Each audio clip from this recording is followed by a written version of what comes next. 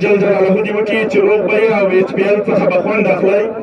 موږ چې د لوګر څخه راغلي یو د دغه کلي د اتفاق برکت ده.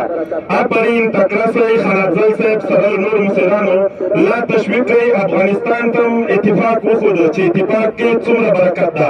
کوشش وکړئ د تاسې د اتفاق له برکته به تاسې به ټولې دنیا ته ځان ښیي.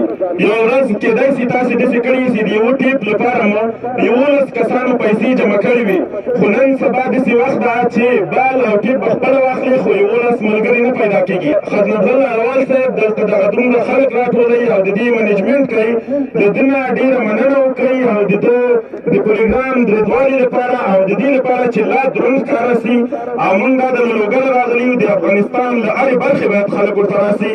په دې باید تاسې ډېر ملاتړ وکړئ او اجر خان ماما سره له د بل ملګري چې دا نه پېژنم دواړو ته ښه بخت او خدای دې لا د اتفاق برکت درکړي. والله بالله چې دغه کوم اتفاق موږ وینو د بل ولایت سړی یم خو داسې فخر پې کوم لکه د خپل ولایت د خپل کلي ځوانان چې وینم. ډېره مننه، خیر اوسئ.